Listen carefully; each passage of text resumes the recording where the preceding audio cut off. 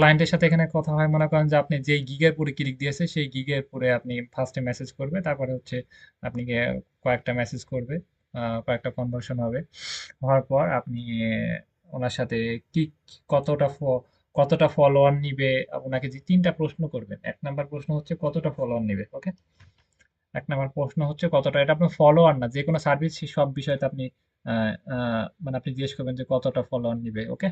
বা কতটা কয়েকদিনে কতটা কাজ করে দিতে হবে, কতটা ভিডিও এডিটিং করে দিতে হবে, এটা আপনি জিজ্ঞেস করেন। ফার্স্টে হচ্ছে কতটা, যে যে যে সাবজেক্টে হোক সেটা হচ্ছে কতটা, তাহলে ফলোয়ারের কাজ তাহলে লিখতে হচ্ছে কতটা ফলোয়ার লাগবে, ওকে।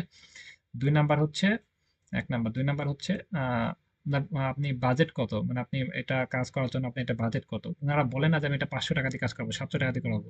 ওরা বলে এটার উপর আমার বাজেট আছে 500 টাকা, 500 ডলার, এর বেশিও না কমও না, এরকম বলে, বুঝছেন? মানে বাজেট আছে, আর আমার টাকা নাই বা হইতেছে না, এরকম না। প্রফেশনাল মানুষ বলে আমার বাজেট আছে এটার উপর এত টাকা, ওকে। তাহলে বলেছি কতটা, কতটা ফলোয়ার নিবে হচ্ছে ওনার বাজেট কত, এবং কাজটা কয়দিনের ভিতর কমপ্লিট করতে হবে। এই তিনটা বিষয় জেনে নেবেন ওনাকে, ইংলিশে লিখবেন, ওকে। কতটা ফলোয়ার নিবে এবং ওনার বাজেট কত এবং কাজটা কয়দিনের ভিতরে জমা দিতে হবে, ওকে। তারপরে জানার পর ওনার সাথে দাম দর করা, সবকিছু ফাইনাল করার পর তারপরে কি হবে, দাম দর সবকিছু ফাইনাল হওয়ার পর তারপরে কি হবে, দাম দর সবকিছু ফাইনাল হওয়ার পর তারপরে ওনাকে কাস্টম অফার দিবেন। তাহলে বলেন যে আমরা এখন চুক্তিবদ্ধ যেতে পারি, আমরা এখন চুক্তিবদ্ধ যেতে পারি। তাহলে এটা বলবেন, বলে তারপর ওনাকে কাস্টম অফার দিবেন। কাস্টম অফার কেমনে কি দিতে হয়, কাস্টম অফার দেওয়ার মানে কি, কাস্টম অফার কাকে কি বলে ভাই? কাস্টম অফার হচ্ছে আপনি যে ওনাকে কাজ দিচ্ছেন এবং আপনি যে কাজ করবেন, আপনি যে টাকা খরচ হবে, আপনি এই টাকাটা মার যাবে কি দিবে কি দিবে না, এরকম একটা ব্যাপার আছে, ওকে। সেক্ষেত্রে আপনি যদি কাস্টম অফার দেন, ক্লায়েন্ট যদি অ্যাকসেপ্ট করে, অ্যাকসেপ্ট করার সাথে সাথে ওই টাকাটা কেটে ফাইবার কোম্পানি রেখে দিবে। আপনি কাজ করে সুন্দর মতো জমা দিলে মানে ফাইবার ফাইবার কোম্পানি আপনাকে দিয়ে দিবে। আপনি কাজ করে সুন্দর মতো জমা দিবেন, ক্লায়েন্টের কাছে একটা মেসেজ যাবে যে তুমি এই অফারটা অ্যাকসেপ্ট করো।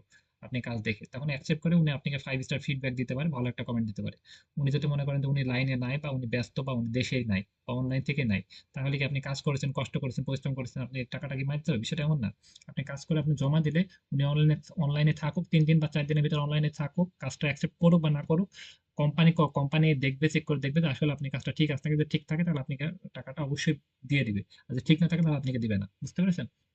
সেক্ষেত্রে কাজ ভালো মতো করলে কাস্টম অফার অ্যাকসেপ্ট করার পর টাকা মার যাওয়ার কোনো সম্ভাবনা নাই।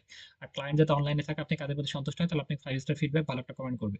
ক্লায়েন্টকে আপনি বলতে পারবেন না যে আমাকে 5 স্টার ফিডব্যাক দাও, ভালো একটা কমেন্ট দাও, এটা কখনোই বলতে পারবে না। উনার ইচ্ছা হলে উনি দিবে, না হলে দিবে না। এবং উনি 1 স্টার দিলে আপনি কোনো কিছু করেন না। সেক্ষেত্রে ক্লায়েন্টের সন্তুষ্ট আমাদের প্রধান লক্ষ্য হবে। ওনাকে এমন ভাবে কাজটা করে দেবো উনি যেন আমাদের 5 স্টার ফিডব্যাক, ভালো একটা কমেন্ট দিতে বাধ্য। ওকে, সবাই ক্লিয়ার আমার কথা?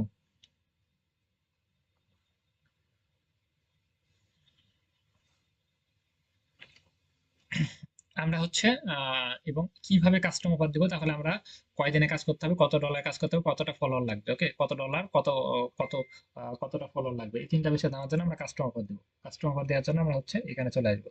এখানে আমরা ওনার সাথে কনভার্সন করার পরে যেখানে ক্রিয়েট অফারে ক্লিক দিব। এখানে আমরা কোন গিগের উপর নিব, মনে করেন যে আমরা এই গিগের উপর নিব, তারপর যে কোনো একটা গিগের উপর আপনি নিতে পারবেন।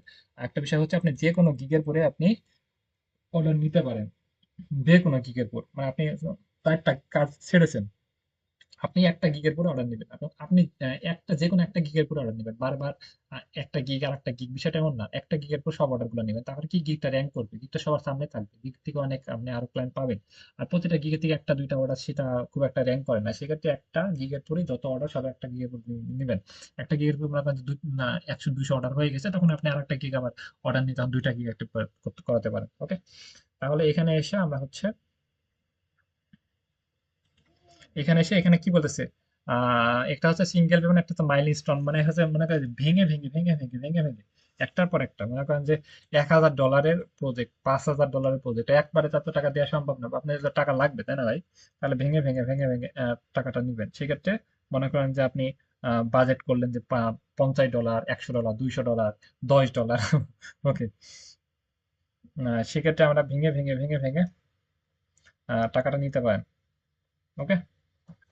সেক্ষেত্রে এটা দেবো আমরা হচ্ছে এখন, তারা এটা একবারে টাকা নেবো, আমাদের ছোট অর্ডার, মনে করেন ছোট অর্ডার, তাহলে একবার এটা নেওয়ার পর এখানে একটা ডেসক্রিপশন দিবেন, এখানে একটা ডেসক্রিপশন দিবেন, কি কাজ, কি কাজ, এখানে একটা ডেসক্রিপশন দিবেন, কি কাজ, এখানে একটা ডেসক্রিপশন দিবেন। ডেসক্রিপশন দেওয়ার পর তারপর হচ্ছে এখানে কি দিবেন, ডেসক্রিপশন দেওয়ার পর, হ্যাঁ, তারপর হচ্ছে এখানে আপনি দিবেন এখানে কি অপশন, এখানে হচ্ছে কয় দিনে কাজটা করাবেন, আমি যেটা বলেছি জানার জন্য কয় দিনে কাজটা করাবেন।